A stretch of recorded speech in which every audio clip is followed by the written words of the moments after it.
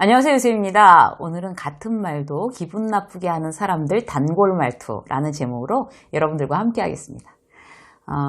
인간관계가 이제 깨지는 신호들이 여러 가지가 있죠. 특히 어떤 그런 이제 이혼율이 높은 경우에 있어서 주로 그들이 쓰는 이제 말들이 있대요. 그러니까 예전에는 뭐 힘들어도 그냥 뭐 살아야지 뭐 그런 의식이 되게 강했죠. 그런데 지금은 어차피 잘못된 판단이고 앞으로 이제 창창하게 이제 남은 세월들이 있으면 참고 살아야 될 필요가 없다. 이렇게 생각하는 사람들로 이렇게 굉장히 의식이 많이 이제 바뀌는 것 같아요. 그런 인간관계의 어떤 파경, 그리고 인간관계의 깨짐, 이런 것도 사실 이 말 때문이 절반 이상인 것 같습니다. 그런 원인이.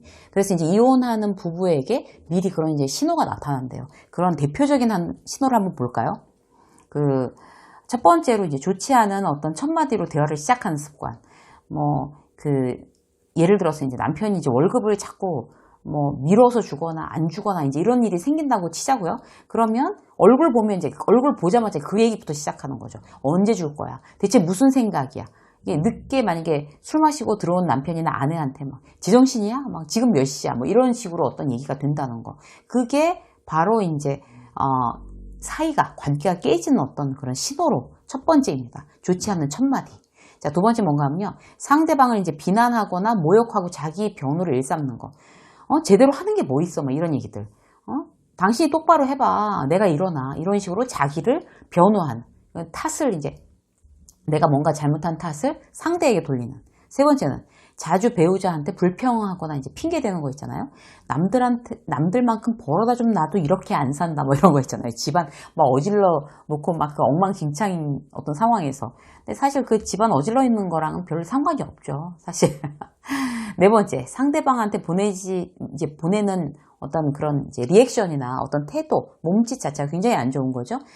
화난 표정, 쳐다보지도 않는 거, 무관심한 거, 이런 표정들도 그런 이제 관계가 깨지는 신호라고 합니다.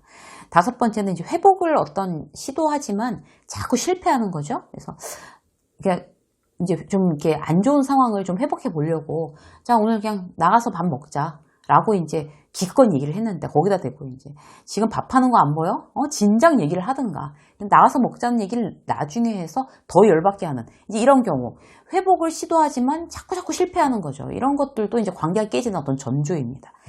한 가지 더 볼까요? 과거를 회상할 때 나쁜 기억만 떠오르는 거예요. 그러니까 예전에 신혼 초기에 입덧한다고 그렇게 먹고 싶다고 했는데 그거 무시했다.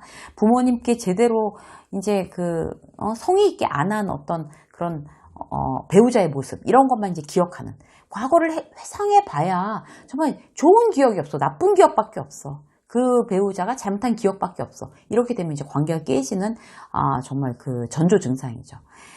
대부분 제가 이제 말씀드린 거 6가지가 다 말에서 비롯된 거죠. 근데 어디 깨지는 부부관계의 어떤 전조 증상이기만 하겠냐고요. 이 6가지가. 모든 인간관계에 다 적용됩니다. 회사에서도 마찬가지, 친구들하고도 마찬가지. 의도치 않게 이제 튀어나온 말 때문에 관계를 해치지 않기 위해서는 우리가 어떻게 해야 될까? 이 부분에 대해서 한번 볼까요?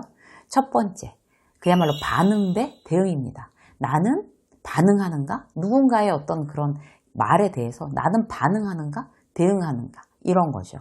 그러니까 예를 들어서 이제 약속 시간보다 굉장히 늦게 왔어요. 친구가 와가지고 미안해 이러면서 이제 눈치 보죠. 아무래도 늦게 왔으니까 미안하니까. 그러면 이제 여러분들 같으면 첫 마디를 뭐라고 하시겠어요? 제 주변에도 있어요. 저랑 굉장히 친한 친구인데 정말 10번이면 10번 다 늦게 와요. 전부 다.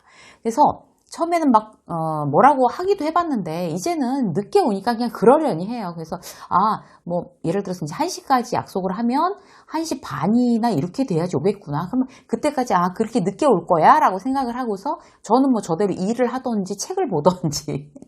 그래서 아예 그렇게 생각을 하고 나니까 스트레스가 없더라고요. 근데, 같은 이제 이런 상황을 보고 우리는 이제 어떻게 대응을 하느냐, 반응하지 않고 대응하는 게 중요한데요. 반응이라는 거는 무의식적이고 습관적으로 나타나는 행동이래요. 그리고 대응이라는 거는 의식적으로 내가 선택해서 나타내는 행동을 의미한다고 해요. 그래서 반응하는 사람의 말, 이런 거는 이제 무의식적으로 습관적으로 확 나오는 거기 때문에 생각하지 않고 바로 나오는 거기 때문에 왜 이렇게 늦냐? 뭐 맨날 늦냐? 한 번도 안 빼놓고 늦냐? 나 무시하는 거냐? 이제 이렇게 되는 거죠. 이 반응이 이제 습관이 되면 버럭 화를 내거나 별로 생각 없이 그냥 나오는 거니까 상대방을 인격적으로 비아냥대거나 이제 무시하는 그런 어떤 그런 태도가 나온다고 해요. 그런데 이런 이제 반응 화법을 쓰면 처음에 이제 미안하다가 나중에 그럴 수도 있지 뭐 그거 갖고 그렇게 화를 내 이렇게 되는 거죠. 서로 기분이 안 좋아지는 거죠. 인간관계 깨지기 쉽습니다. 둘 사이가 이제 나빠질 거는 이제 불 보듯이 뻔한 거죠.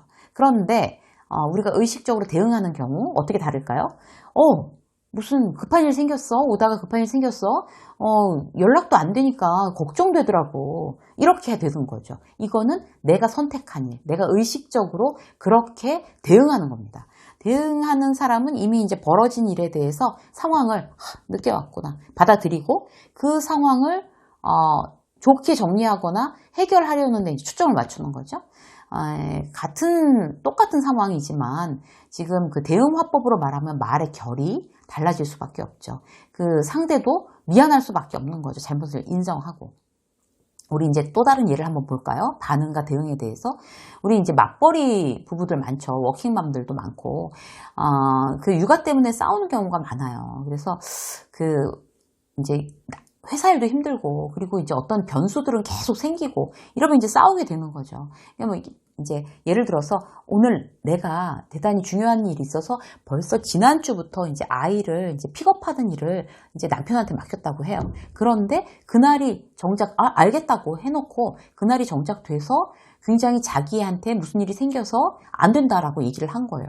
그러면 정말 너무 힘든 거죠. 내가 이걸 지난주부터 얘기했잖아. 도대체 내 말을 어디로 들은 거야? 뭐 이러면서 이제 그렇게 되는 게 어떤 이제 반응 화법이 되는 거고, 대응 화법은 내가 선택하는 거죠. 이 상황을 잘 해결할 수 있는 방법이 뭐냐. 그러면 당신은 그런 어떤 좀 일이 생겼으면 그럼 몇 시까지 갈 수 있어? 난 몇 시까지 갈 수 있는데. 그러면 지금 이제 내가 지금 지난번에 얘기한 것처럼 너무 힘든 상황이니까 어린이집 선생님한테 당신이 전화를 해서 어떠한 방법이 있는지 물어보고, 그러면 이제 이런 그랬을 때 어떤 플랜 B, 이제 어린이집 같은 경우는 이제 플랜 B들이 다 있으니까 그런 방법으로 해서 부탁을 드려봐 라고 하는 게 어떻게든지 이 상황을 해결할 수 있는 어떤 대응 화법이라는 거죠. 뭐 화내고 왜 막 짜증 낸다고 이게 해결이 되는 문제가 아니잖아요. 그래서 우리는 이 일을 해결할 수 있는 어떤 솔루션을 선택하는 화법을 우리가 어떤 이제 이렇게 취하게 되면 관계에 대해서 이제 문제가 발생할 수 있는 어떤 확률이 굉장히 줄어들 수 있는 거죠. 막 너무 들어가서 피곤해서 곤죽이 됐는데 집에 들어갔는데 막 폭탄 맞은 집이에요. 내가 오늘 담당이 아닌데. 내가 오늘 청소하는 담당이 아닌데 여기에 대해서 이 폭탄 맞은 집에 대해서 반응할 거냐 대응할 거냐 순간의 선택이 관계를 좌우합니다. 자, 두 번째, 같은 말도 듣기 좋게 하는 거예요.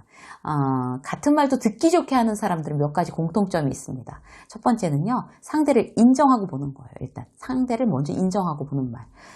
그렇게 생각할 수도 있지. 그렇겠구나. 그러니까 똑같은 상황에서도 모두 다 다르니까, 생각들이 다 다르니까 그럴 수 있겠구나 라고 인정해 주는 부분, 이런 부분이 중요하다고 해요. 그래서 덴마크의 심리 상담가 일자 샌드는 내 생각에는, 내가 보기에는 이라는 말로 대화를 시작하라고 조언해주고 있습니다.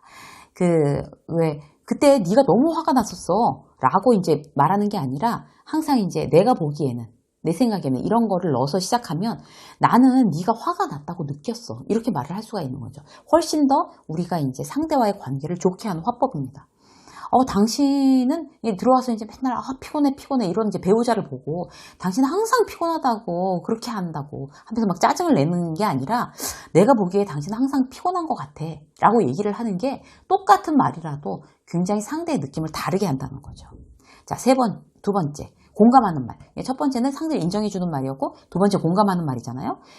내 생각을 섞지 않고 상대에게 감정을 이입하는 거. 이게 이제 공감인데요. 공감 능력이 없는 사람은 별 생각 없이 자기 생각을 이렇게 앞세우는 경우가 많죠. 근데 공감 능력이 있는 사람은, 그 사람에게 내 감정을 이입하는 게 많아요. 그러니까 직장 생활에 대해서 이제 힘들다고 누가 얘기를 하면 직장 생활 그만큼 다 힘들어. 이렇게 이야기하는 게 아니라 그 사람의 감정에 이입하는 거죠.